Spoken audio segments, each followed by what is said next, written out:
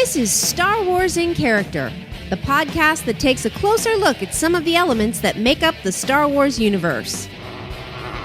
Backstories, histories, and details you never knew, wanted to know, or ever need to know. Now here are this week's panelists of Star Wars in Character. Today we are talking about the Jawa. The Jawa? Only one Jawa. Jawas appear in a lot of the movies. When it came out was episode 1, 2, 4, and 6. Makes sense. Yeah, I was going to ask you guys. It's 4 of the 6 movies, right? Right. Yeah. Wait, no. And every game and 5. 5 of the 6. Which is 5th? Wait, they're in Star Wars. They're in Jedi. They're in Attack of the Clones, Phantom Menace, and Sith?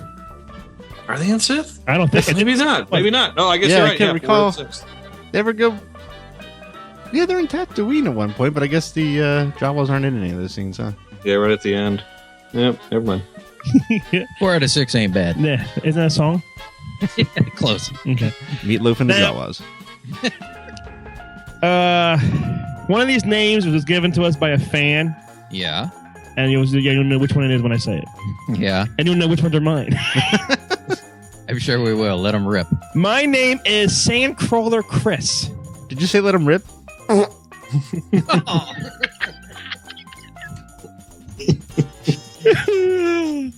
Okay. You're going to derail Chris every time you do that. You know that? Yes. Don't fart. Don't fart. But today I'm joined by... Don't let's fart. Oh my God! It's just the worst part. I don't even know what I said. I am joined by Miknu Matt. Do you know what Miknu is? Anybody out there? Nope. No. It's a Jawa clan. It's a Jawa clan. To my right, I made this up. I love it. I don't know if Dave's going to like this. To my right is Dumpster Diver Dave.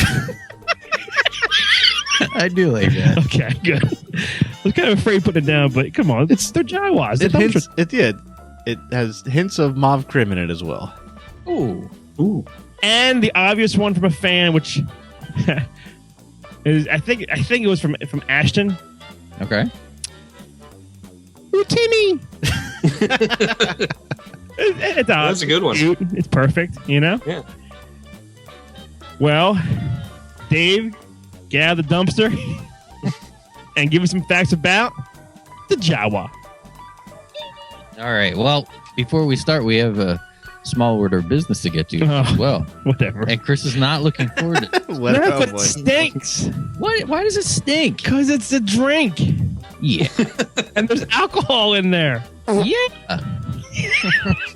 That was a real one that time. Well, it was suggested by Barry on our Facebook page that since we're going to be talking about the Jawas, we should be drinking Jawa juice. Okay. And we asked for some recipes or some, mixology to go on, and we got one from Eric, our English friend. Love that guy. Love that guy. And we all made some kind of concoction. Now, Chris and I are drinking. Yeah, I want to hear it. I want Tim to say what his is made out of. Yeah, they have something different. We have what Eric sent, which is parts tequila, orange juice, lime juice. He said in honor of it being a twin sunrise and Jawa juice, we're using orange juice. So we've had it. I've tasted it. It's very good. Chris is too afraid to. What are you drinking, Matt? Okay, I pieced together something based on the conversation we had, and I have it's about a half a shot of tequila, then about just a little bit of triple sec on top of that, some orange juice, a splash of lime juice, and a trickle of the last of the Red Bull that was in my can as I was mixing it. All in a Walt Disney Studios shooter. All right. Now Matt said he had half a shot glass of tequila. You have a whole shot. You put in a whole damn shot in there. It's not that much. It's more than I ever drink in my life. That's true. Some of your heroes drink. Indiana Jones drinks whiskey. He does. Try the local sewer. And he buys people gins or owes them to them or Give us something. some gin. The best one is what Tim has. What do you have? Yes, Tim? go ahead. Well, I didn't have time to get to the liquor store to get what Eric had suggested, so I just went and raided the fridge and looked around the house to find what I had. So I have an old bottle of Shinerbach beer that I poured over ice, mixed it with the last of the Dr. Pepper that was in my little bottle, and 2 cherry halls. And Used cherry halls, right? it's what's that? Are they used? No. I freshly opened cherry hall, so I'm now mixing it. I have not tasted it yet. I can smell the hall's goodness. See if you can light it on fire like a flaming moe. The flaming mo. We want to hear you drink it and give us your instant review. All right, so it's been mellowing with the ice here for about 10 minutes. So I'm going to take a quick sip here.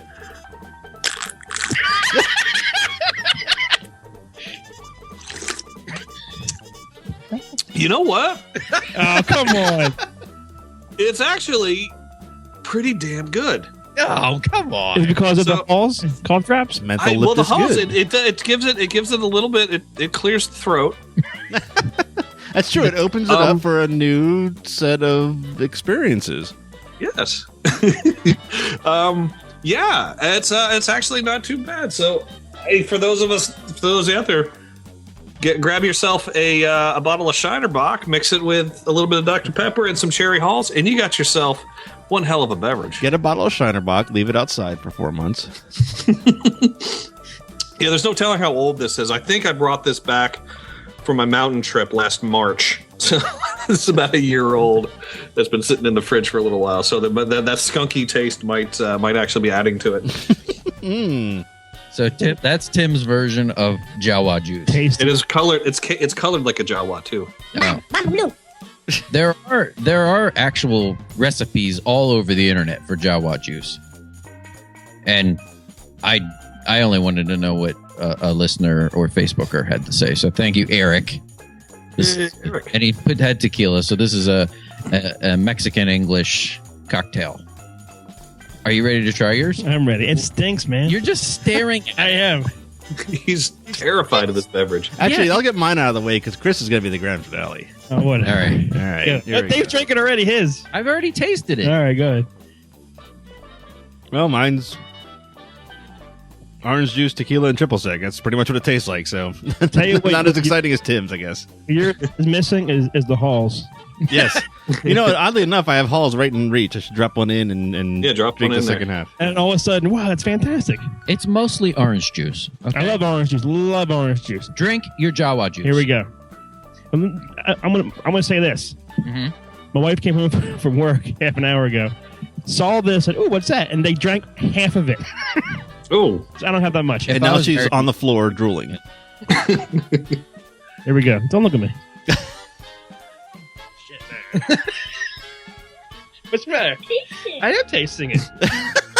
That's my son. This is like college. let the sun finish it. Drink, Like a drink. sip, a big sip, or just a little sip. It's The whole thing, most all at once. orange juice. I'm just the F bomb. What, bud? All right.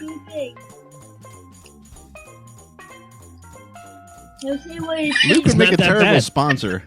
You know what? It's not. I taste a lot of orange juice. I told you that like 4 times. I don't taste any. It smells worse than it tastes. I thought that you needed. Oh wait, I got 2 big sips there. Just had 2 big sips there in a row. Whew, that was some tequila-y. All right. Well, if you're listening at home and you're not driving anywhere, make yourself a batch of Jawa juice, however you like, Oh, 3rd sip. There we go. and sip. 12th sip. It's not that. It's not that bad. It's good. All right. Thank you, Eric, and thank you, Barry. Sit back and enjoy the Jawa information. There we okay? go. Everybody knows what Jawas are. My glass is gone. I drank the whole glass. These are one of the seminal Star Wars characters that are always used, to use Tim's word, to make it Star Wars. But the Jawa are short, passive scavengers native to Tatooine. I'm tasting it now a little bit. the aftertaste. All right. So their appearance. Let's start there. Yes. I mean, how of all you guys, and I know people have already mentioned this on our Facebook page, how curious were you as a child to know what they looked like? I am still curious to this day. You know what? It never occurred to me as a child, I don't think. It was really in my later life. I was like, what's going on with them glowing eyes? Matt, that photo that you posted Which one? of the Jawa unmasked. That wasn't, I didn't put. Who did that? Did you? Yeah, I put that up because I found it. People, this is the, I don't know, like there's a ton of information about Jawa. This is a lot of stuff. And most people agree that unmasked, they have a rodent-like appearance. I did hear that. So in that picture, someone took that and ran with it. They gave them the big bulbous eyes, but then gave them the long rodent sharp teeth and really kind of a mouse nose. So people thought they had this caved in face, which appeared like a rodent. But I know when I was little, I just thought they were like little people who were covered up. Like I didn't always assume they were aliens. I thought they were just like tiny people who were covered up. But Yeah. I never really thought about the eyes, like Matt's saying. I'm drunk. For me, I want more though. I think I want more. Yes, Tim, go ahead. Continue. for me, when I was a little kid, before I had read Star Wars, or before I had seen the movie, I had the Star Wars storybook, and I'm holding it here in my hand. And there's the shot in the movie where Luke sells his speeder to that bug fly looking dude, and I always assumed that he was just a tall Jawa with his mask pulled back. Oh, So as a kid, I thought that he sold it to a Jawa, and you could actually see that Jawa's face. Oh, never thought of that. I forget what the character's name is. He looks like a fly. It just looks like a jumbled up mess if you see it close up. well, that's it. I mean, people have been wanting to know this, and it as far as the story goes, no one's ever seen a Jawa uncovered, like Naked. in the. Well, we'll get into some naked. I mean, no one in the Star Wars galaxy? Like, that's Yes. the story? Okay, gotcha. I'm following. I mean, in the Star Wars galaxy, no one's ever seen a Jawa without the thing on. They talk about biologists that found skeletal remains and examined the corpses and found that they were sunken in faced rodent-like creatures with these big yellow eyes. Now, They were like Kiss in 1978. yeah, You never saw them without their makeup. that's pretty good. Kiss. As far as their appearance goes, besides that, they have the ion blaster, which we see them use in the movie, the restraining bolt, which we see them use in the movie, and tools, but they are passive creatures. They don't fight. They're not into that kind of thing. We talked about, this was a long time ago. Maybe it was when we were talking about Uncle Owen. We got transfixed on the tall Jawa. Yes. Do you remember this conversation? Sure. Not really. I remember the tall one. Because we're always kind of like, and there's always that tall one in the background. Teenager. He was like kind of like stuck out from the other ones. Right. And there's a huge controversy over their history and where they come from. People believe that there was a race of creatures called the Kamuga. Oh, boy. Kamuga. And they moved to Tatooine long before the planet was even a desert. So there's proof in the Star Wars universe that Jawas, in one form or another, were once everywhere. They were on Corellia and they were on Coruscant. I'm actually more curious the idea that Tatooine wasn't always a desert all of a sudden. Yeah. Yeah, that's was it like a thriving Avatar type society or something? I don't know. I mean, it could be like the kind of thing where like there's an ice age, maybe there was 3 suns at one point. Or maybe there was one sun at one point and another sun came in and they made it so damn hot. I don't know. Ooh, I like that. Mm-hmm. So You better get the writing, Dave. Yes. I need an explanation. They're a very mysterious species, and there's lots of theories and lots of controversy over this, and people argue in this amongst the Star Wars fandom. I mean, I find it interesting. I'm not saying what's right or what's wrong. I'm just going to present all the information. But the big thing is that this Kamuga separated into 2 different species. the Jawas and the Gorfas, Ooh. which became the Sand People. I saw this. I don't know if I like this or not now. Do you think that tall Jawa is like an in-betweener? That's what I'm thinking. It could be like the missing link. Yeah. It's the missing link of the Jawa. So that's immediately when I started reading this, I was like, oh, maybe that explains that tall one. But people cannot agree on this story. In fact, this Knights of the Old Republic, which is so popular now, they say that Jawas are descendants from humans. No. You don't like that? I do not. What is native? I don't even know if you have this answer, so I don't know if I want to open this can of worms. What is a native to Tatooine that they can be descendants of anything on this planet? Yeah. It sounds like everything on Tatooine is transplanted from somewhere else. Yeah. It's like the the last ditch world for the scum and villainy of the universe. Yeah, it's the Florida of the Star Wars galaxy. Oh, wow. Well, I found it interesting, and I'm not saying which is right or which is wrong, because who am I to say that? Because there are lots of people who are Star Wars diehards that are fighting about this like vehemently. I think I met some of them this weekend. There's the Knights of the Old Republic with the humans. There's this Gorfas thing. I like the Gorfa thing because it explains the tall one.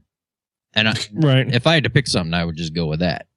Because It's like Manute Bol in the Jawa universe. seriously, he's like way up there. But they once, according to all this history, they once were everywhere, and they adapted and evolved to life on Tatooine. So I thought just their history in that respect was interesting. As far as their appearance, other than that, you see them all the time. They have the bandolier strap and the weapon, if you want to call it a weapon, that I mentioned.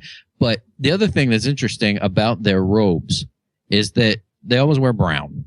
Why would they wear robes on a hot ass planet? Well, that's a good question. And I attribute that to it being one of two things. You see people in the Middle East do this a lot. It's damn hot. And Right. you cover your body to dissipate the heat. sunlight or something? Yeah, it kind of and this doesn't make any sense to us as Westerners, but yeah, if you ask those people, it keeps you cooler. It doesn't make sense to me, No, it doesn't. but I'm sure there are people who are internationally listening to this and saying, "Yeah, you idiot." I think I would think if it's a lighter linen, then yeah, that would be cooler. But these heavy robes these dudes are wearing. Are they naked underneath? well, eventually, Are they- you get down to a layer, and that's the last layer. So Yep. sure, yeah. My peenies. That was good, Tim. You want to know if they're going commando? Is what Yes, you're I do. Are they wearing like a tank top and hard colored underwear, or they just going buff? Are they just totally naked? Boxer briefs. Something I'm going to tell you later. It would be actually beneficial if they were going commando. Do tell. But as far as the robe, they did say that there are some species of Jawas that wear other colors. And I would love to see that. I'd love to see a purple and a yellow and a blue and that kind of stuff. Like gangs, like Crips and Bloods. I don't know. Just The ooze and the teenies. some wear other colors. But the main reason they wear I want to these live in Mos Eisley. I want to live in Mos Eisley. more musical. That's right. I like call back to our behind the scenes episode. Red Dead. I liked it better in a spa. I know a crawler you can get on. Well, the robes, not only do they keep the heat off of them, the robes are actually embedded with polished orange gemstones that you cannot see. Apparently. I had to see this. You didn't need to tell me that one.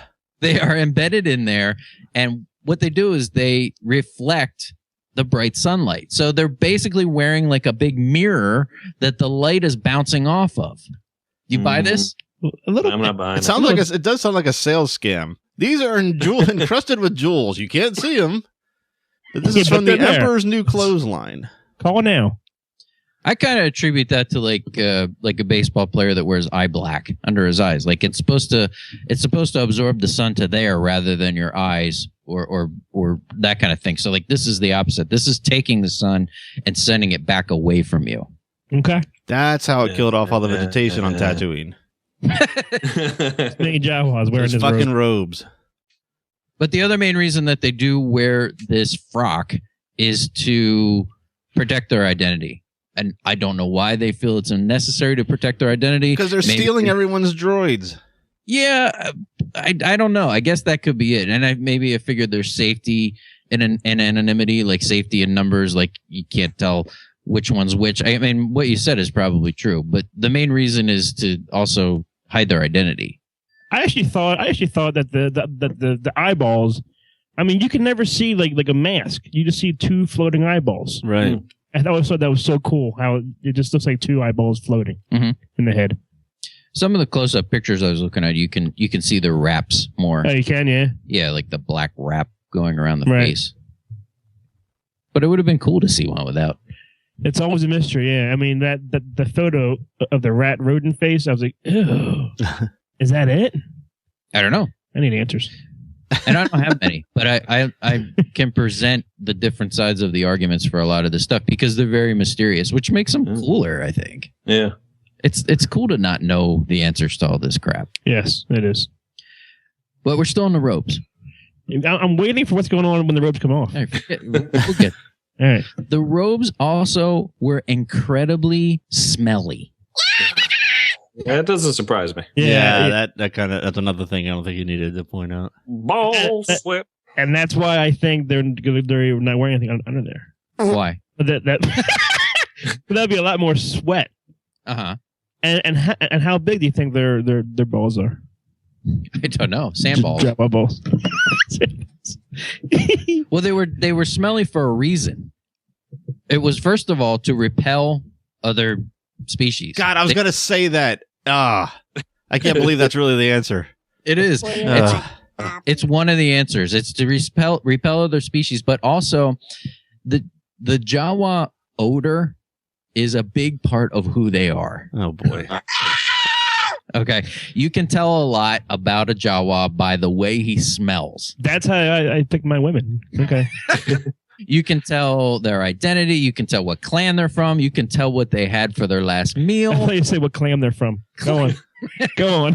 What they had for their last meal. Maybe then. And you can even tell their arousal. Oh boy. That is true. Dave, smell me now. Wait, let me walk it. Aroused or not aroused? You tell me. Smells like tequila and shoe polish. I don't get it. So, and the robe itself was covered in dripping in some kind of mysterious solution. No, I know what it is. That not only helped them, maintain the moisture, but it also they felt like bathing was a waste of water because water was so scarce on the planet. So they did not bathe. Damn. And they were just dripping with some mysterious solution, all the while smelling and putting their stank out there. So they don't even take horse baths?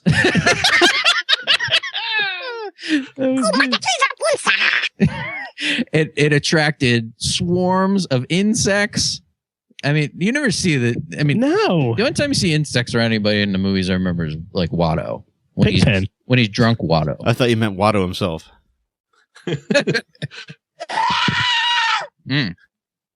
Well, I there's no bathing, and I'm just thinking like how many kids have dressed up like Jawas for Halloween over the years.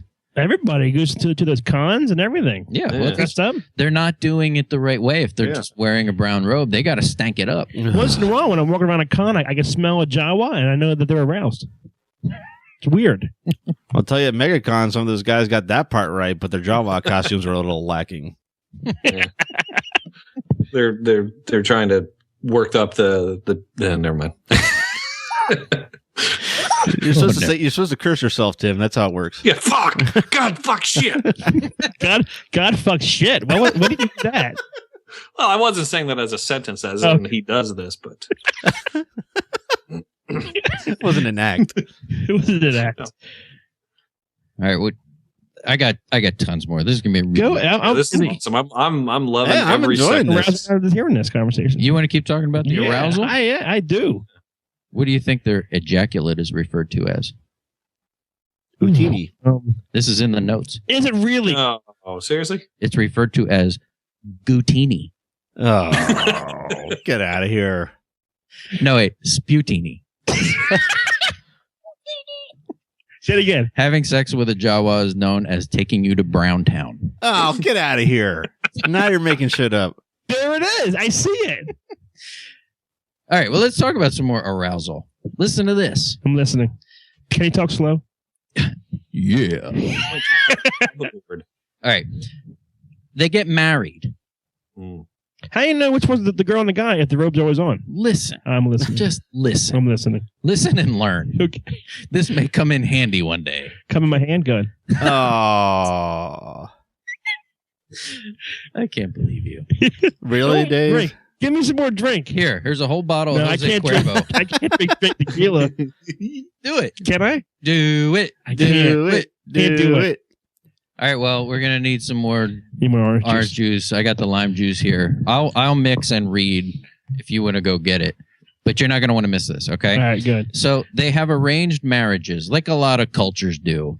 And they have a dowry, and they call their dowry they call it marriage merchandise. Okay, so a clan will get the son with a daughter of another clan, and they'll have a barter, and they'll get the job done.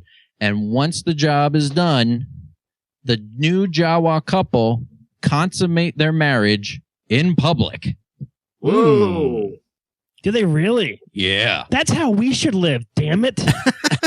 That's how some people should live. I don't want to see that with every couple I know. That's how the people in their 20s who are thin should do it. Wait, you were in your 20s when you got married? I did do it. In front of everybody? If you looked over a certain porch angle, you would see it. Yes. Oh, boy. Public displays of affection. I remember. I'll tell you the whole situation. You want me to? Public displays of erection. Yeah.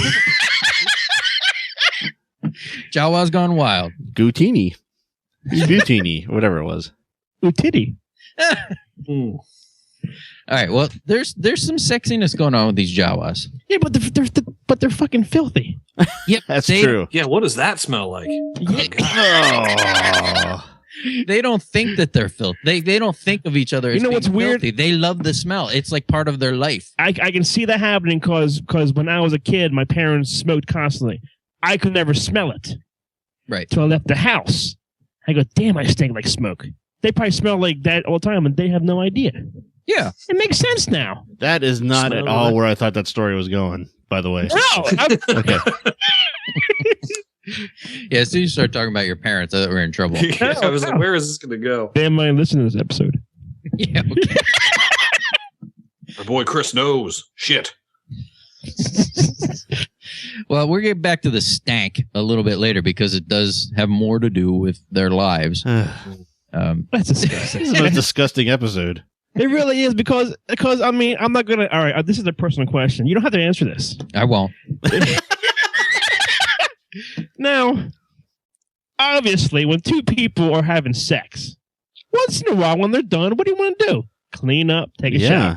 Once in a while. It's like, how about immediately? These people Unless you're on don't do that. vacation. They don't do it. No, they drop trout right there in public. As soon as I now pronounce you Jawa and Jawa. And then that stench is on them constantly, and it dries on there, and it stinks. Mm-hmm. They love it. I'm aroused. It's part of who they are. Ooh. It's a patina all over their whole body. Just what was that? The random oi. Matt, something. The energizer. All right, we'll get back to the stank because it does come back into play. That's come, doesn't it? As far as what they eat, I was interested in what they eat. The main staple of their How diet. could you think about eating in this point of the At a story? time like this. Well, Well, it does That's happen. not an explanation. That's just a word. Well, do you remember when George Costanza tried to match sex with eating and he had the cheesesteak next to the bed? okay. Anyway, the main thing they eat is the hubba gourd. Hubba gourd. The hubba gourd. It was a thick-skinned melon. That shouldn't be that funny. But it is. Which also had reflective crystals in it. Oh, Everything God. there has reflective crystals that we cannot see. Except reflective crystals. They're pretty dull. They called it the staff of life. But the other thing that they eat was an animal called a squill. Did you ever hear this, Tim? Squill. Mm-mm. No. Squill was I've got someone caught that. Right, I got it. Yeah. Squill. a squill was like a reptilian kind of creature that people would hunt and eat for not only meat, but to keep their hides. There was supposedly a very big squill cave in the Dune Sea. And it was like a mysterious kind of place, but these animals were running all over the place. I think they use them a lot in video games. I'm saying this right now. Yeah. Do you know nobody out there knows about their sexual activities and their stank now but us four? Like right this minute. This second, yep. Until later on, until people hear this episode. Oh, you're like flash forwarding into the future. Yeah, like... But someone had to write that, so there's at least one other person. Yeah. I bet there's a lot of people that know this. We're ignorant. We are. Especially you. And that was bliss up until about the past 20 minutes. These squills, the Jabba's chef, whose name was Porcellus, made a very, very delectable squill liver salad. Supposedly. That sounds good. That's nice. Creamy. The only reason I bring up these squills mainly is because I found out that there is a fast food place. Oh, God. McSquildles? Yeah. It's called Burger Squills. I can't read my writing. Chick Squille. Tasty fried critters. Oh God, get out of here! It's no, a fast I don't believe any of this episode. Is this April 1st? No, no. They Pulling were this stuff out of your ass. No, like I did with the Tonica sisters. the Goutine. and there was a fast food place in Mos Eisley. All right, so let's get back to their society and the way they lived and their life. sexuality and their stench. Go ahead. Well, they lived in a commune.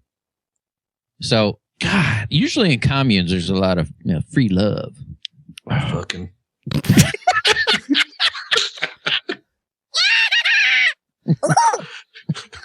That was funny. But all they did basically is what you see in the movie. They were scavengers that roamed the Tatooine desert side looking for any kind of technology that had landed on the planet. We talked about this a couple of times with episodes, like how many droids are actually on Tatooine? And they weren't necessarily looking for working droids. They were just looking for anything that they could then fix up quickly, get something working, and kind of swindle somebody with. They were like rag and bone junk dealers. Yeah, basically. They were like used car salesmen. Right. And they're kind of like, I guess in a way, they're kind of like archaeologists. They're digging up, I guess because it's out there in space. There's constantly space debris that's landing on the planet from ships that got blown up or whatever. And they're taking all that stuff and trying to make something out of it. They're like the annoying guy on the beach with a metal detector. With a bad stench. Yeah. And But a they lot have- of shiny reflective stuff. Yes. Yeah. They had this reputation as scavengers and thieves, and people kind of held them at arm's length, and they loved that. Well, yeah. Yeah, because of the stench. Yeah. Duh. They found it. They thought it was the greatest thing in the world. They loved this reputation that people thought they were swindlers and thieves and didn't want to really have to do too much with them until they needed to. But How do they carry out all the big shit? Because they're so fucking small. I guess you get a lot of them. You see them in the movie. They all get R2 up on their shoulders, and as a team, they get them in there. Tag team. Okay. Yeah. Brontos. Yep. Yeah. Okay, yeah. Brontos. But they were a very kind of elaborate social entity, even though they were primitive in a lot of ways. The leader there were lots of clans. You mentioned the one clan. Meek knew. Each sandcrawler had a clan chief who was male. They thought that women in their society were lesser beings, except for the shaman, who was a woman and who was in charge of the clan. There was one that was allowed to be in charge, and she was it was almost like a queen bee. Is all of the rest mixed, like guys and girls, or is it all guys? And It's guys and girls, Okay. but the girls were thought of as inferior and weren't allowed to do anything. Now, the shaman became a shaman by performing some kind of miraculous act. It kind of reminds me of like in the Catholic dogma, like to become a saint, you have to like perform a miracle. You have to do things to become a saint. Mhm. That's kind of the way this reminded me of. And one of them was really bothering me because this comes up all the time. One of them had to be that they had to possess some kind of force power. Oh, boy. Uh, I'm going to force in her power. that doesn't even make that much sense. That much sense, but a little bit does. Tiny bit. They had to be able to cure an illness or have some kind of vision, like foretell the future. They, perform spells, all kinds of stuff like this. If they could do any of those things, they were made into a shaman. And this shaman never left the fortress. There's pictures online, I'll put some of them on, of the fortress of the Jawa. They did not live on the sandcrawler. They lived in basically fortified junk domes. The picture looked like Fred Sanford's front yard. Elizabeth. Dummy. And they would just kind of they get like a part of a ship and they'd make a wall out of it. I mean, it also reminded me, Grizzly, it reminds me of, remember an Enemy Mine? Yeah. I knew you were going to do that. That's my impression. As soon as I brought up... Tim, can we have the guy from Enemy of Mine? What's his name? I don't even know his name. Lou Gossett Jr.? Yeah, his character. Him and Wat Tanbor talk. Oh, Go. God. Hey, what's up? Oh.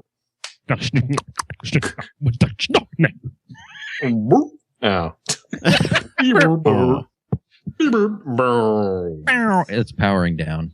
Yeah. Well, you remember how they got the shells from those creatures and made their little things out of it? No, it's been a while since Okay. I've seen that movie. I love that movie. Okay. And they did that because the Tatooine, they did it in Enemy of Mine because there were meteor showers. But on Tatooine, we saw the sandstorm with Jira. Right, yeah. Storm's coming, Annie. Oh, Yeah. boy. So Tatooine's weather was pretty brutal at times. So they had to build these fortresses to keep not only the weather out, but also keep out sand people and crate dragons. Mm-hmm. And we'll put a picture up. It basically looks like a bunch of junk lined up in a row. And they lived in these fortresses. Now, once a year, they went to the Dune Sea annual swap meet. Of course. You see or no? No, Okay. they did not bathe. It's like the Bathing's for suckers. The big, nasty free-for-all. And we bring it up again. It's like the Q Mart. Okay. Now this is really pressure like here. the Q Mart. You start bringing in this level of smell, and yeah, we're on Q Mart level of gross. Quakertown Farmers Market. You'll love it here. Houdini here. So it was a big swap meet, and it's just like you'd think of it as a flea market. That's what they would do. Can you imagine that fucking odor coming from that Dune Sea area, man? Yeah. All the juices on them, all the sand up their cracks, Garlic, asparagus, and balls. and balls. On top of it. Literally. Balls on top. is the top smell of that list. That's the one you wish would stand out. Yeah. All right. Well, you want to talk about stank? We'll get back to the stank. I love stank. Stank. Because the stank also came in handy when you What? talked about handy. Okay. When you talked about their language, which was, Jawanese. close. it really? Stinkies. I have no idea. Jawa'ese. Ah. I think I'm turning Jawas. I really think so. That was good. It had a high speech rate. You can hear it in the movie. What you're hearing in the movie is not actually Jawa'ese. That is the Jawa trade language. And it was really like Jawa'ese for dummies. They dumbed it down when they got to talk to humans or anybody else that could understand them. There were several people that understood the Jawa trade language. There was Uncle Owen and Luke and Anakin, C-3PO and Watto. In So fact, everybody.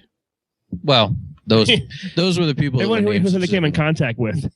Wasn't there? And there's a scene when Anakin's looking for the Tusken Raider camp, isn't he? Like getting directions or something. Yeah. So they were not speaking Jawa'ese because no one can understand Jawa'ese but the Jawas. I was going to say, not even Jawas. It's that difficult of a language. And the reason no one can understand the Jawais is because you need to use Your stank. the stank Okay, come on.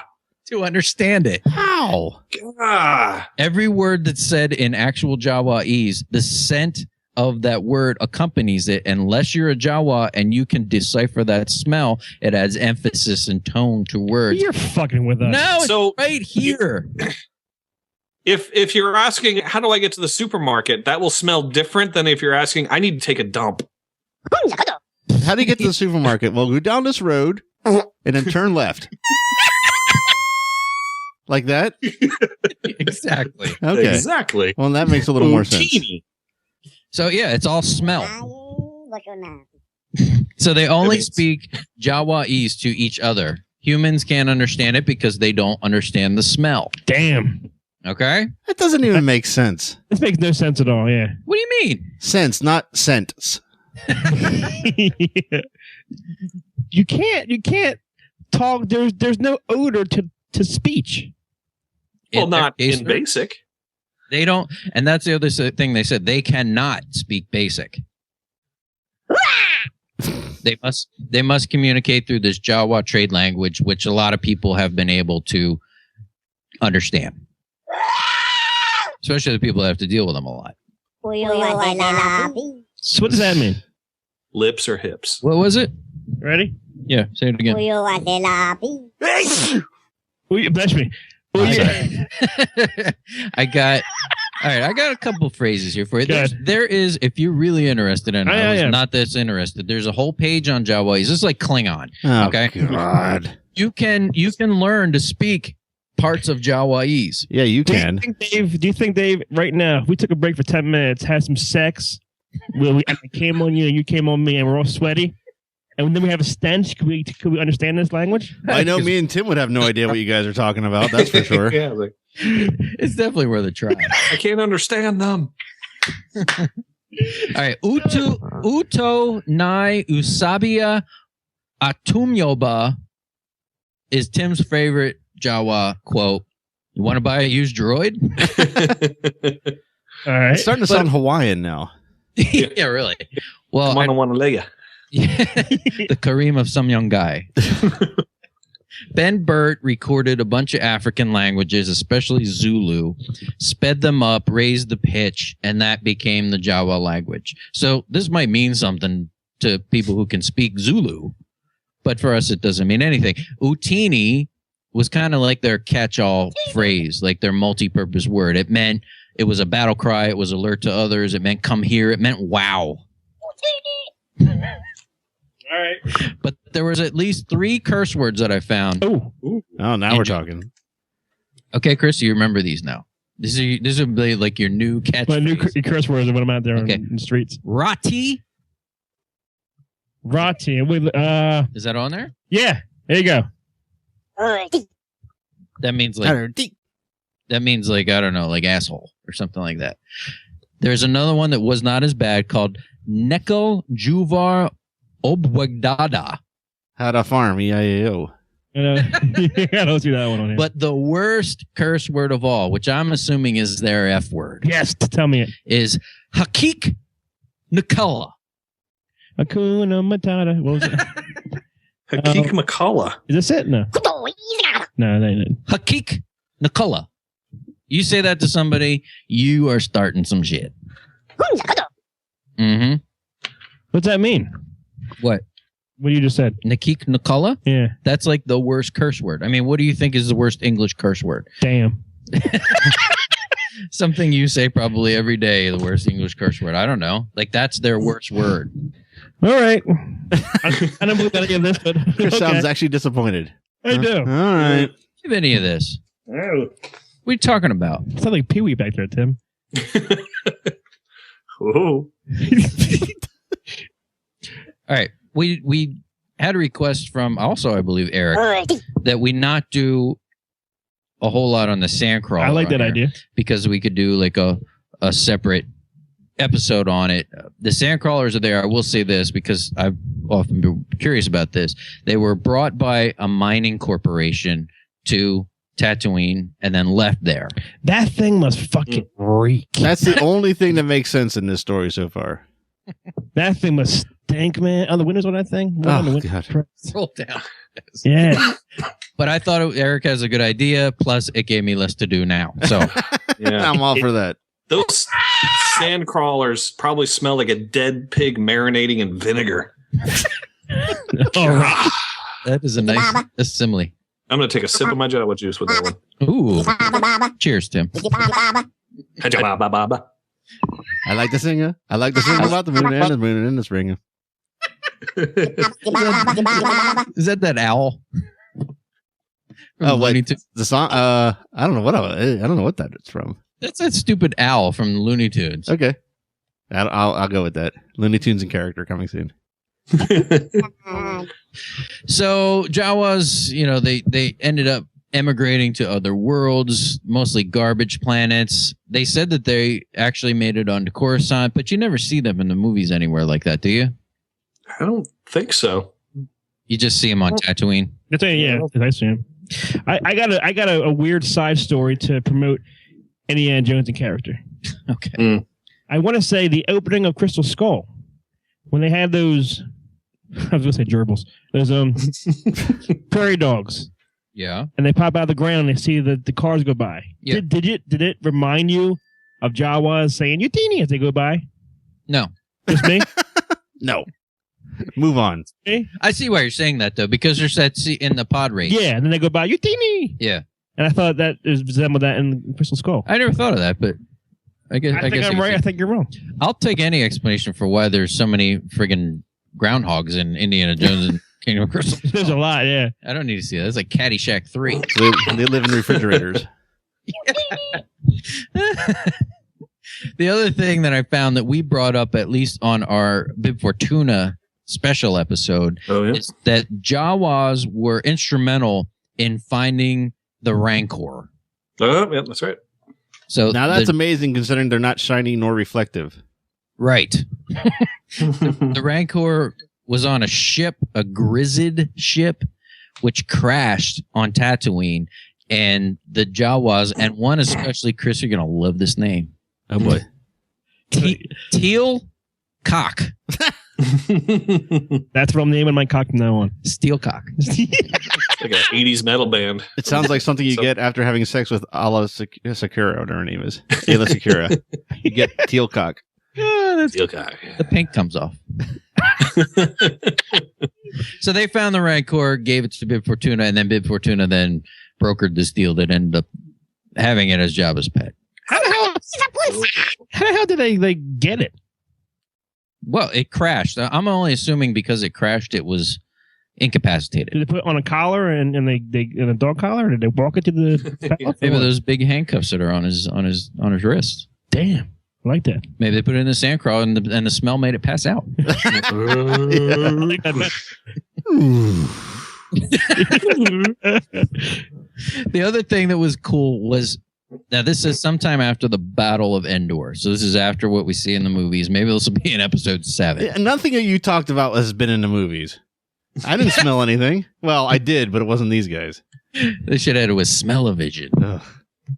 480 Jawas were taken to Endor as part of an expedition to salvage the wreckage from the Battle of Endor. Pretty cool. Yeah, okay. As soon as they got to the planet, they went Lord of the Flies on that shit and took over and became a mutinied bandit of like ravenous Jawa.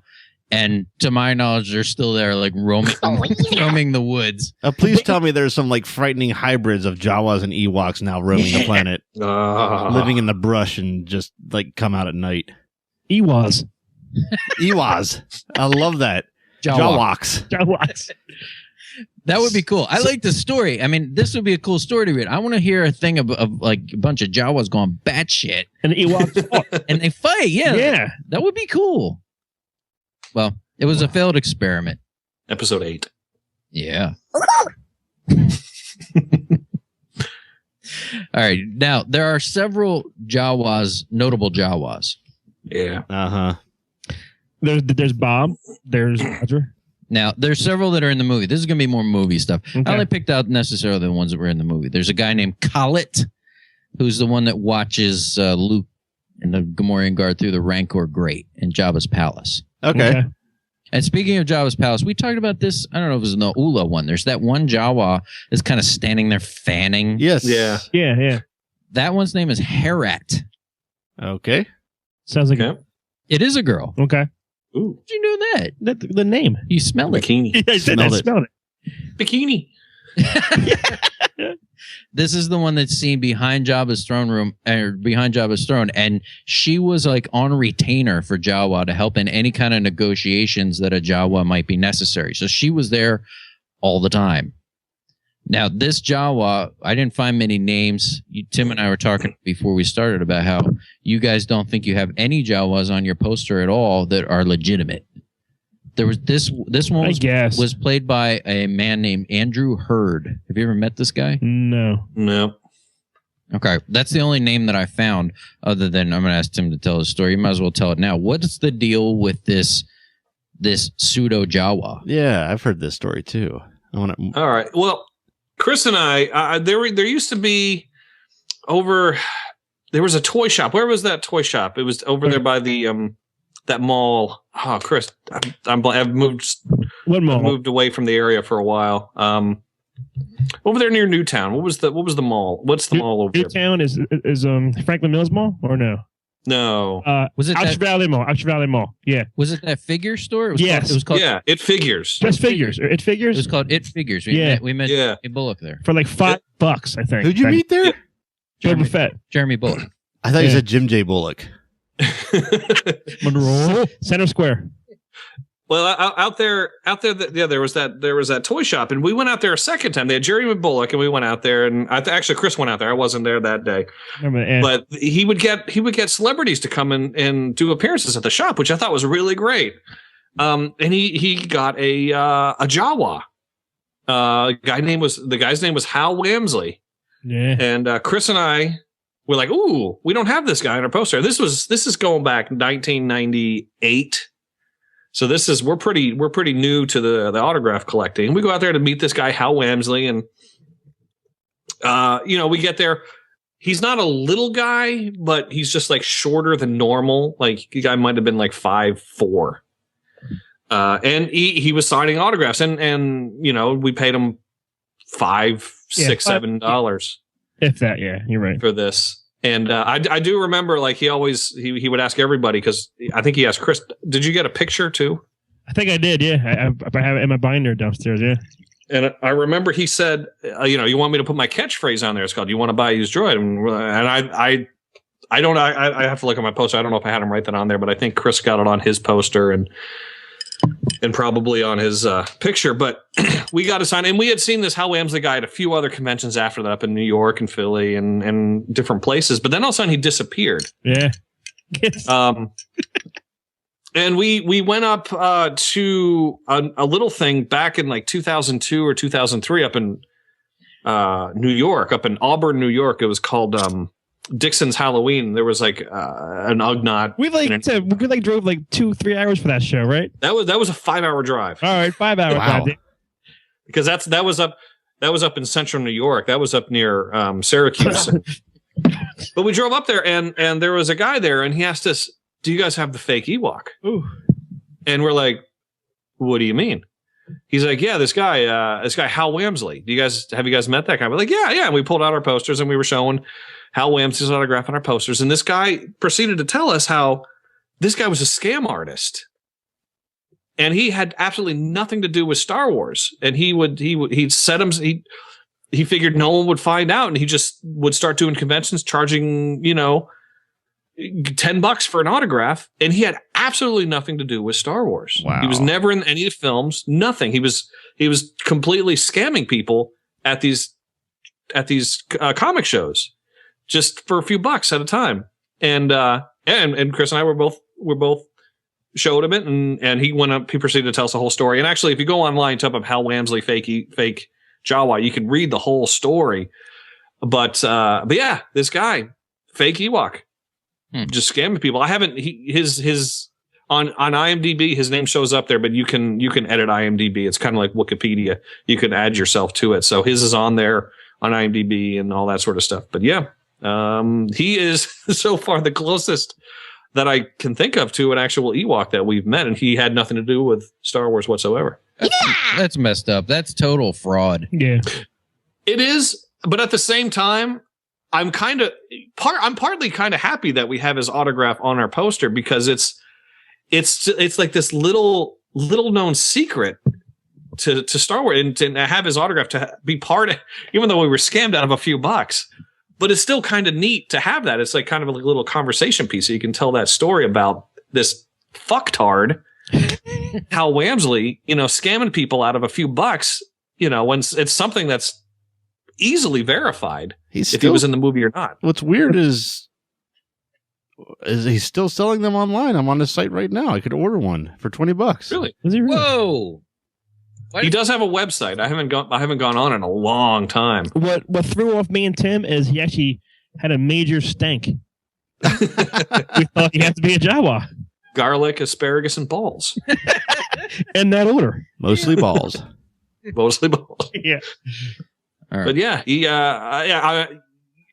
have to, Chris. I don't know if we had taken photo. This may have been pre-digital camera age for us. I don't know if any photos were taken at that. But if you happen to have that the autograph picture anywhere, yeah, I'll take a photo of that and I'll put it on. Pop that up. Yeah, but yeah, Hal Wamsley, it's just kind of like a little.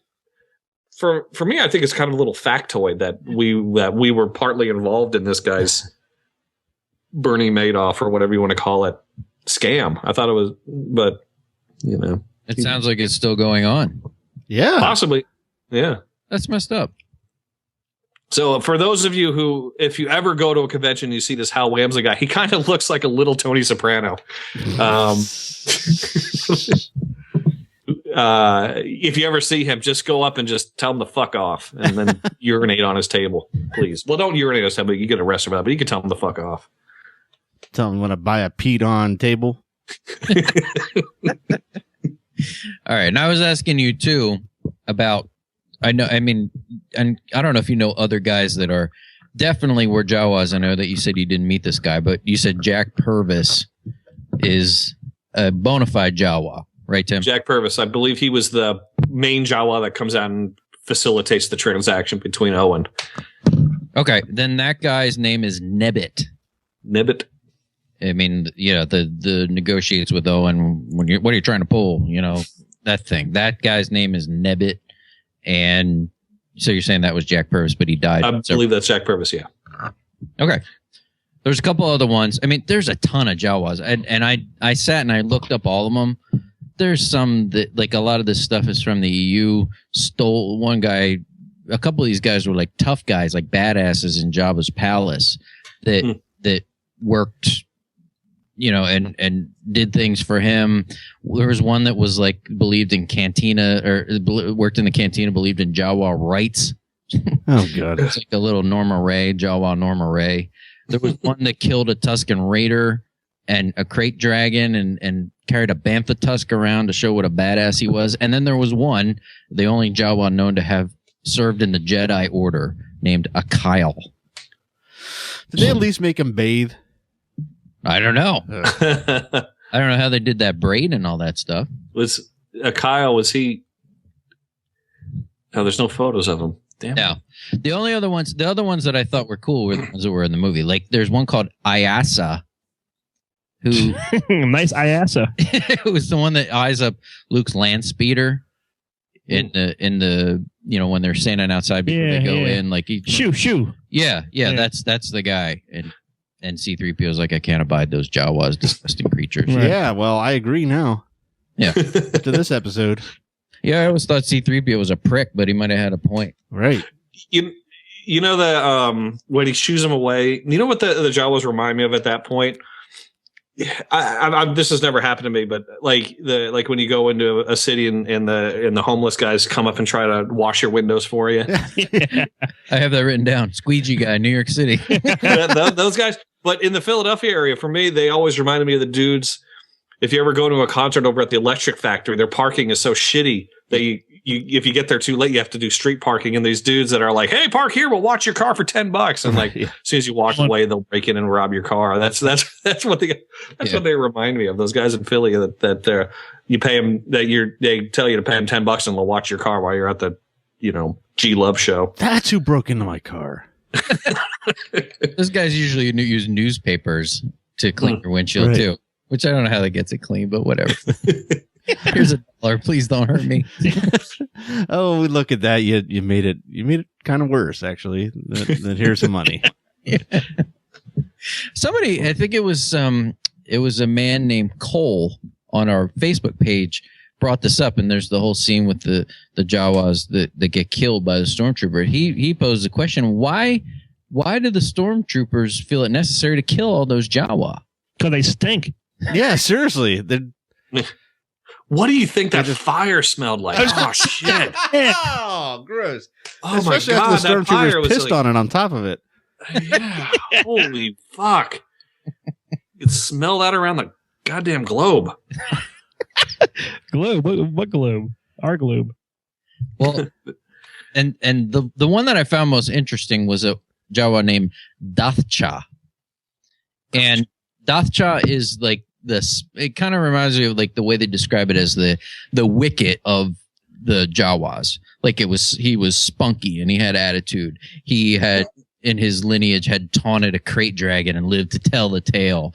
And at one point in some of these books, he stole Wur's droid detector because he thought it was stupid that they weren't allowed in the cantina. So that is stupid. The droid detector? The droid detector that glows when R2 and C-3PO walk in the door. Oh, yeah. He disassembled that and took it out of the door. I didn't even know that's what that was. Because he thought it was unfair that droids weren't allowed in there. Well, they shouldn't be allowed in there. That place is always packed. You don't want to take up free space with people that aren't drinking and making you money. Yeah, that's true. It's economics, man. He gave it back to him. But the thing that Dathcha is most famous for in Star Wars is he is the one that pops up and shoots R2 in the Junlun waist. Most famous Jawa of them all. Yeah, would you say he's the most famous Jawa? He got the most screen time, probably. Him and the Utini screamer. Right. The one that jumps up, that's the one that Hal Wamsley claimed to be, because that was the photo he was Of all the Jawas, he's the main Jawa then, supposedly. And he doesn't say want to buy a used droid. No, he's like, die, motherfucker. Yeah. He actually says, Abitan Yamambe Mwambwa. Yeah. Which is Jawaese for this is mine, all mine. It's basically saying, I got this. Isn't there a Bugs Bunny character? What? Mine, oh, mine, Mine, oh, mine. Down, down, down. Go, go, go. Yeah, who's that? Daffy Duck. Yeah, Looney Tunes and character. Coming There you soon. go, yeah. Looney Tunes and character. That's right. Coming soon. He was there with his nephew Enjiket, and they got Jawa with the ion blaster. And unfortunately, they were two of the Jawas that were killed by the stormtroopers and thrown on that funeral pyre. So you see him, and he's on the pile somewhere, and you smell him. And if we only had a soundboard that said something like "That's a fire." Oh, that's a real fire. Wouldn't that be cool? That would be cool, Matt. That's a fire. That's a fire. Look at that. Look at that. That's a fire. That's perfect. But for behind the scenes information, there isn't much because I told you that I couldn't find really too many names, and at least the most popular name out there wasn't even in the movies. But if you look in the behind the scenes stuff from like Return of the Jedi and stuff, they actually have pictures of them like being assembled, and they have square heads. There's a square head that goes under that hood, as far as not in the Star Wars universe, but from our standpoint, that's how they did that. So people for a while thought they had square heads, but they don't. There's some neat behind the scenes because Gary Kurtz's daughters were Ewoks. So there's these cute pictures of like Gary Kurtz with his two like Ewoks. They were probably Jawas? like they were. I mean, did I say Ewoks? Yeah. Oh, sorry. They were Jawas. Yeah. Okay, I'm gotcha. sorry. These just like unmasked, like little like 9-10-year-old girls in Jawa costumes, and they're actually kind of cute little sweet pictures. Well, there's some. Dave's like, Nothing to say there. No, that's good information. I didn't find any of that stuff. The most interesting thing I found has nothing to do with Star Wars, really. Tim, do you like Neil Young? Oh yeah. Okay, I hate Neil Young. Do you know the album? You like gladiators? You like movies about gladiators? Do you know the album Rust Never Sleeps? Yeah. There's like Jawa looking like druids. Yeah. On the cover, and there was a concert film also that used these like druid looking Jawa. I keep wanting to call them Ewoks, Jawa type guys in the film. Exactly right. And the fact that he used this was a pretty big copyright infringement law case that was settled out of court. It was like 1978. He used like hooded creatures with glowing eyes, and instead of calling them roadies, he called them road eyes. And EYES, I guess, because of their eyes. And they would be on stage with him during his tour. And I found an album cover. There's a couple different album covers for Rust Never Sleeps. And on the one album cover, it's just him surrounded by Jawas. Yeah, I see that. And he was sued. And it was settled out of court. Now, this came from Steven Stansweet's book, Star Wars From Concept to Screen Collectible. But I thought that was kind of interesting. Yeah, that's interesting. What made him think he could just like use something on stage and not get away with it? And why would he use it? That's the other part. I don't know. Maybe Neil Young's a Star Wars fan. He was hopped up on Jawa juice. Like Chris is. I have my second glass, Matt. Oh, shit. This is going to be a good night. Every once in a while you hear me going. I was mixing while Tim was telling his story. You're doing all right. It's not that bad. I think the more OJ in it, the better it is. There's the opener. Ooh, that one hit me good. Now, you guys know more about this than I do, and I did not go into a whole lot of detail with this because I figured that you guys would know. What is the deal with the action figure? There's the cloth cape versus the vinyl cape versus the plastic cape. Which one was more valuable? What is the deal with it? I think the one that's vinyl, the plastic one's worth a lot more. Yeah, the vinyl. I think a mint on card vinyl cape Jawa is like the most prized Star Wars figure of all time. Yeah, it's like $10,000. What for one of those? It's ridiculously expensive. Yes, it is. Is that because it's super ultra rare? Because I had the Jawa with the plastic cape. Ooh. Where's it at now? Well, I still have the figure. Right. The cape is. Is the cape's probably gone and cracked? Those capes, the arms would always rip. Yeah. And except for Princess Leia, hers was pristine because I never did shit with her. Right. Laid her down. Yeah, like she would stand in the corner while that's how I did. I got that, Chris.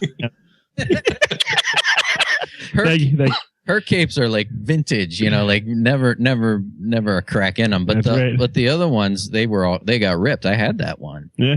I mean, it wasn't on a card. I was a kid. Yeah. So what did they make less of that one? I believe so. Yeah. Okay.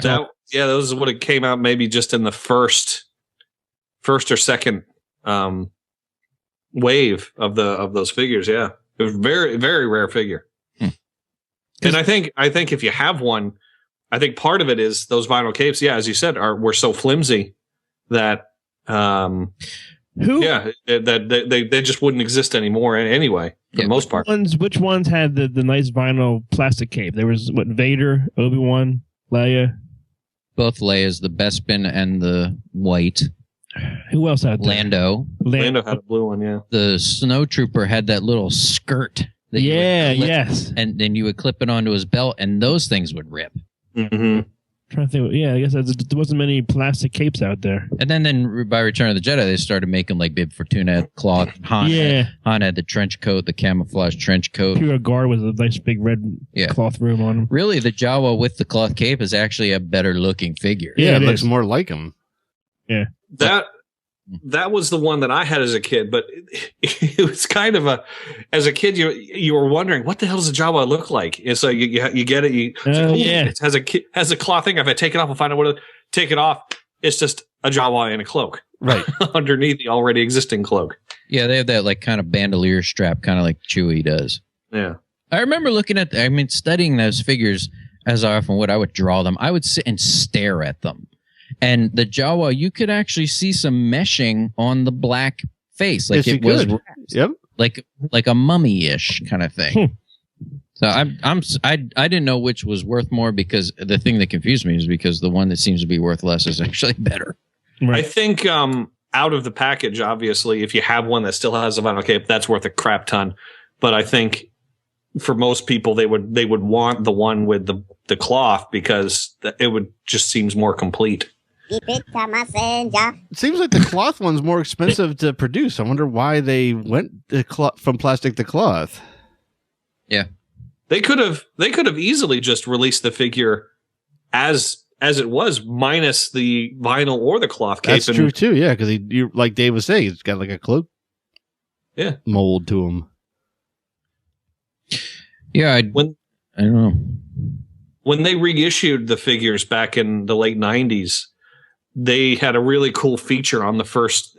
They came in packs of 2, so you got 2 Jawas, and they had a little thing on top of their head that allowed light in.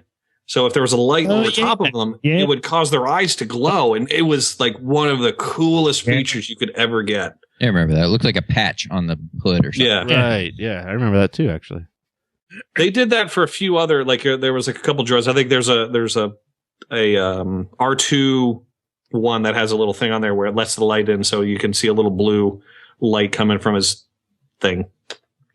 What thing? His thingy. His thingy. his smelly thing. Oh wait, I don't even know what that means at this point now. At this episode, Is Jawinus. Smelly cat. Well, that's all I got. To sum it up, they're stanky creatures that's enough. that like to get it on in public. Nothing wrong with that. And that's all I got. That's what I want. Yeah. Well, Matt, do you have any websites for the Jawa? Actually, I don't have any specific Jawa websites, but I was at MegaCon this weekend, and there was actually quite a few Jawa, I don't know what you would call it, costumes on display that were really good that I ended up taking a lot of pictures of. So I'll say check out my photo coverage of MegaCon this weekend to check out some of those pictures along with some of the other pictures I took. I guess will be my website this week. I guess maybe it's kind of a cop-out, but I don't know. I'm looking forward to it. I want to see all those photos. And please put up the midget wrestlers. You got it. Because in a way, they're like Jawas, right? Yeah. So on neozaz.com, I'll put together a MegaCon photo gallery, and there's quite a few very good Jawa costumes, actually. Awesome. I know. Well, that's all I can do. Well, here's Reagan and enemy of mine talking. Well, no, stop. First I thought he said Reagan and Eddie Money talking. Take me home tonight. She was shaking, tipping her fingers. I got 2 tickets to Star Wars tonight. This is nothing to do with anything, but you know what poster I love, and I have it up on our wall, is that Jaws Jawa poster. Yeah. I love that poster. Yeah. I think that's just so clever and cool. Is it the one with the one Jawa or the one with the like half a dozen little Jawas coming out? All the Jawas. That one I coming out. like. I like them both, but that's my favorite of the true. two. It is well done. Wonder if I mean, this is stupid. I wonder if Lucas named the Jawa towards Spielberg's Jaws kind of thing. You know, just as a little, hey, buddy. That's an interesting point. I didn't see anything about the origin of the name. Right. I like that. Yeah. Well, they were friends. On Wikipedia, their behind the scenes information is for the Jawa in general is actually really lacking. Yeah, mostly about the character itself, like in the EU. Yeah, like it doesn't really talk about anything really behind the scenes. Like I was expecting them to talk about different stuff than what they did. Yeah. Well, I loved this character before, but after reading and looking at this for a while now, I really, really like. Oh, good. Like that was all tequila on that one. It's mixed. It's not separated. I don't know. I'm surprised the backstory of the stank and the sex and the public sexual escapades and whatnot actually cleared Lucas licensing in whatever story they were written in, be it comic or book or whatever. Right. I don't know. 50 Shades of Jawa. Well, I think it's time, Dave. It's time After that, there's remarks. for the sounds of Star Wars trivia. Please don't sing. Aren't you going to sing it? No. The sounds of Star Wars. Star Wars. The scores. Star Wars. I think you've had too much Jawa juice. The scores go like this. Tim has 29 and is in the lead. Cheater. I'm not far behind with 23. Matt has been creeping out of the darkness Out of the hole. Get it? and now has 7. Get it? 7. And Chris, you have been going back into the Ah. darkness I like going to the hole. and have 0. Into the hole. Yes. So Matt, Matt, yeah. Matt, what are you gonna bet? What's his number? Matt, can you bring up that thing? And even a random door. Yeah, please. Into the hole. Out of the hole. Into the hole. Done. Half hole. How many Yeah. are there again? 260 something? 256. Half hole. My Do we have to like finish our drinks by the end of the show? Do we have to like chug it in the last couple seconds? How do you? 256, Matt. Yeah. Okay. Timmy, My you number is 134. 134. I'm getting there. Tim, are you still working on your Jawa juice? I'm on my second glass. So I was thinking of making my own, but I went with Eric. So I was thinking something with like Bailey's and like maybe some like ground up Nilla wafers to represent sand, you know, and it would, Lemon cooler. it would have been brown, little brown ring. Who's first? Is it Tim first? We No, say? it's Matt. Matt's first? He has to bet. Okay. What's his movie? Movie is Return of the Jedi. All right. Well, I'm going to keep hitting 5 until I get into contention or am so far behind I can never do anything. All right. Here we go.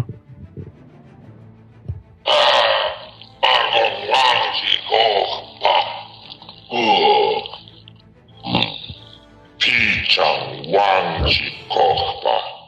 Ang Nangni Tukchanki Troy.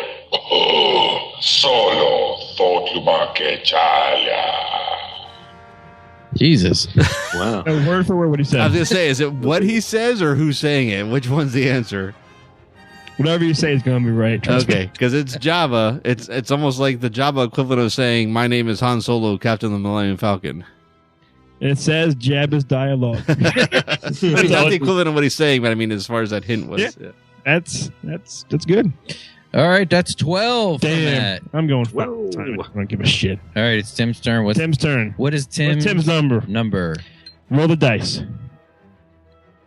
11. Oh, that's definitely the Phantom Menace.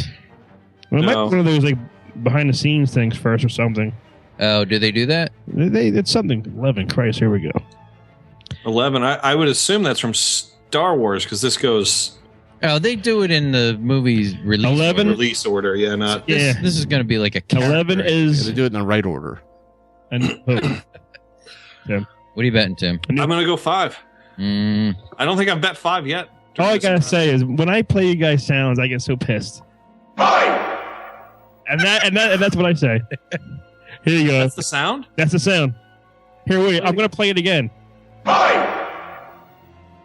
what is it, Tim? 5 points. 5 points.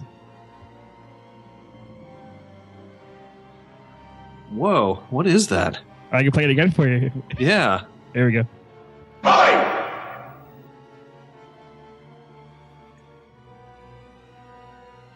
Shit. That's hard. I don't know what that is. It sounds like Han Solo.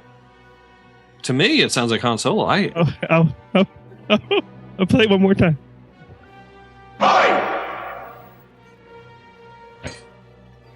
God, That I have no idea. it's from a battery commercial. Oh, shit. Yeah. Is that Jacko? I don't even have it. Matt has it. Like, come on. Oh my god, I'm dying here. Me and Dave are Like, what is roaring. that? I was thinking it was like one of these. Oh, Me and Dave are roaring, and I'm like, here, I'll play it again. And Matt plays it. I am crying. My That's- eyes are watering. Good. I was like, what the fuck is that? All right, here we go. Here's your real one. Here's your real one. All right.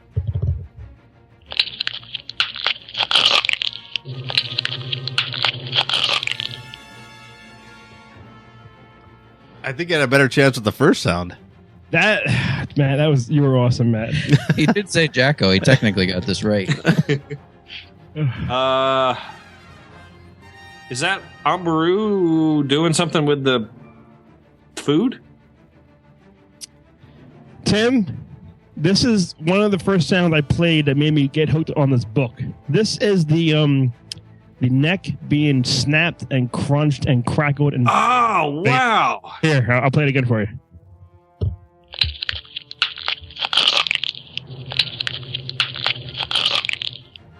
Wow. Or it's Ben Burt taking walnut shells, put them in a grapefruit rind, and then crush the organic package. But what are they? What is he? What neck? When he picks up the Where Are the Rebel Plans, or something, he picks up the one. That is so Oh, Yeah. oh wow. What? Antilles. Okay. Yeah, that's Captain Antilles. And then he snaps his neck and he throws him down. That's the first one Tim's gotten wrong. Yeah, you know what's weird, Yeah. Tim? And I don't mean to like say this, but as soon as you got it wrong, Dave's like, yeah. Well, That was I mean, I didn't think man, that was a good one. That was good, I yeah. feel bad that I lost 5, but it's not. It wasn't this one. Did you subtract 5? I did. And that's still a score? He still has Son of 24. a bitch. Okay. He's still. Man, that was awesome. You know what? Oh, I've been playing that sound that I actually was watching Return of the Jedi, and I heard that sound. It was clear as day. That sound of the stormtrooper or the scout trooper hitting the wall, the tree. And it made that sound. I was like, crazy. yeah. I gotta check that out now. All right, Matt, what's Yes. your number? No, whose turn is it now? It's my turn. I've been drinking. All right, 184. 184. That ain't it. Darth Vader. Hit the wrong button. 184. That's it. That's Amber's queef. Hello there. 184. No, don't look, dude. Oh, okay. Look away. I'm hideous. I got a chance to move into first. Are you serious? Yeah. I'm Tim is 24. I have 23 without having gone. All right, I'm almost there. Depends what my movie is. All right, 184. Yeah, what is my movie? The Phantom Menace. Oh, crap. All right, I'm going to bet 2 just to get ahead of him. From the picture, you should have bet 5. Okay. At last we will reveal ourselves to the Jedi. At last we will have revenge. Is that it? That is all. That is not Oi. Ray Park, but the voiceover guy that did the voice for Darth Maul. This says Darth Maul dialogue. Judges, yes. Judges, keep your Serafinowicz. comments to yourself. Yes. What's his name, Tim? Peter Serafinowicz from Couples Retreat. Oh, that's right. He's the concierge, the waiter guy, and then they go play Yeah. our hero. He's in Shaun of the Dead. Is he? I think he's the roommate. Matt, you remember the beginning of Shaun of the Dead? There's like his roommate that actually has a job, and he's Yes. Oh, that's him? I think that's the same guy. Okay. That guy is awesome. Yeah. I have his autograph. Where'd you see him? I mailed out something for him to sign, and I got it mailed back to me. He wrote, "You want to buy a used I don't think lightsaber?" I have his up. Yeah. You got red on you. Well, I guess. What I'm. Tim, are you going to take over for Chris here? Yeah, I got the book right here. All Okay. right. He- What's my number? It is 161. Ooh, okay. That's probably still Return of the Jedi because.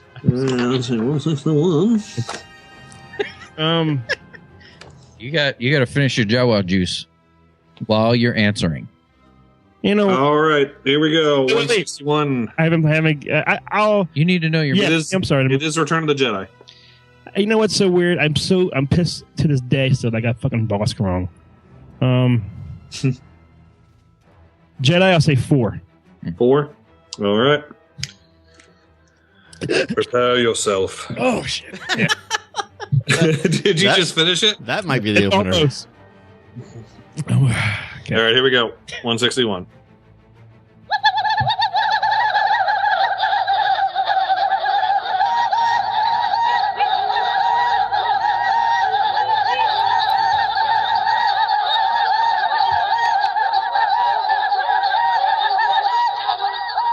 Ewoks.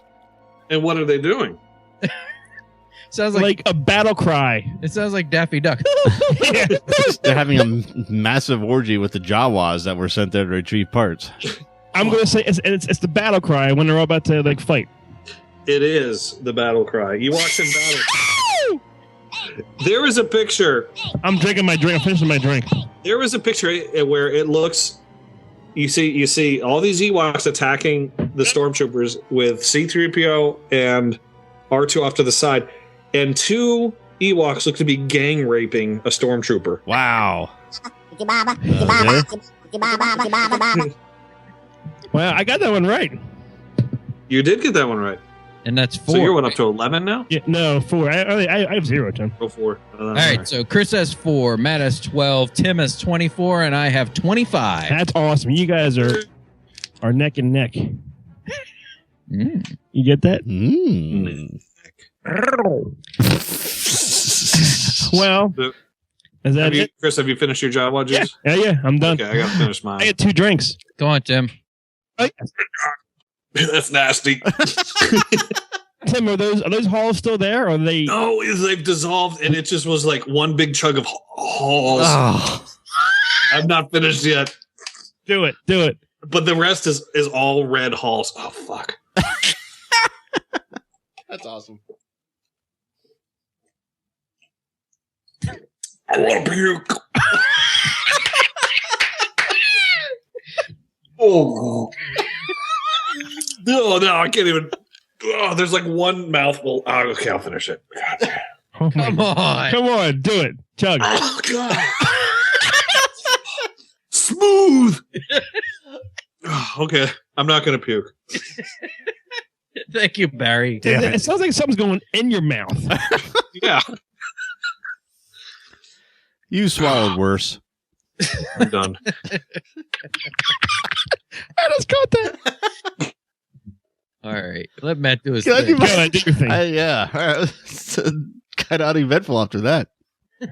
I just want to, Jesus, do a quick couple shout outs. Sorry, okay, I'm done. Like I mentioned in the website segment, I was at MegaCon this weekend and I wore a Neozaz podcast shirt the first couple of days and then the Star Wars and character shirt the second day. And a few fans actually found me, which is amazing because this place was wall to wall people Saturday and Sunday. So how they found me is nothing short of a minor miracle because I can't imagine there's many instances where I wasn't like, standing directly in front of someone or behind someone that they couldn't see my shirt. But anyway, I want to thank them for taking the time to find me and say hi. So Andrew and Emily, I met them when I went to check out the Star Wars panel with David Prowse, Jeremy Bullock, and Paul Blake. And Andrew said he's actually going to start a podcast soon, a sci-fi based podcast. So I gave him our set of our cards to let me know what it is and when he starts it. And we'll certainly mention it on the show. And today, actually on my way out, while I was on the phone with my wife, ran into a listener named Sam. So thank you for getting me out of that conversation with my wife, Sam, because she just kind of kept going on and on. And Sam has a couple podcasts of his own called Jurassic Cast and The Movie Dudes, both of which I've downloaded and will listen to on the way to work tomorrow. And he actually said this, I'm not making this up. He said he got into these podcasts from listening to Star Wars in Character. He got motivated or encouraged by what we do to start his own. I thought that was about the awesomest thing I heard all weekend. So thank you for that, Sam.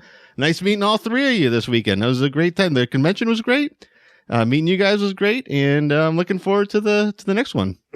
That is so cool. That is cool. Yeah. That's not the first person either, because there was Jeff, who was a great listener and has started his own, which are well done, and a guy just recently on our Facebook named Elon has started his own. Yeah. So that's awesome. That's like the best thing ever. It is. Yep. Oh, Chris. I can't do this. Yes, you got to do it. I just gave him straight tequila. Oh boy. Wow. My God. It's not a full shot. It's just a little bit. Just cannonball it. Cannonball. David smells like a Jawa. It smells like a Jawa. It smells like a Jawa's ass. All right, on the count of 3. You ready? Oh, that's the next drink we got to make, a Jawa's ass. All right. 1, 2, 3.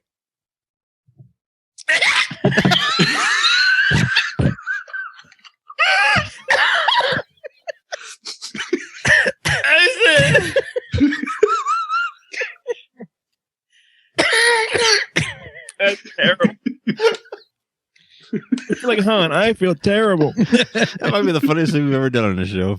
I am like pouring down sweat. Oh fuck! You're good.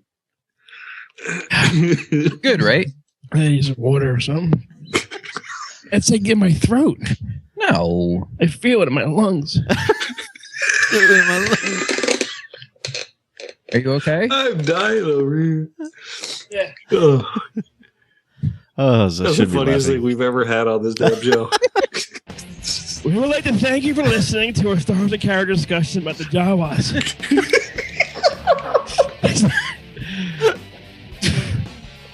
Join us next time when we discuss Coleman Trebor. Oh, yeah. Thanks for listening to Star Wars in Character. Star Wars in Character is part of the neozaz.com network of podcasts. For more great podcasts and original entertainment, please visit www.neozaz.com.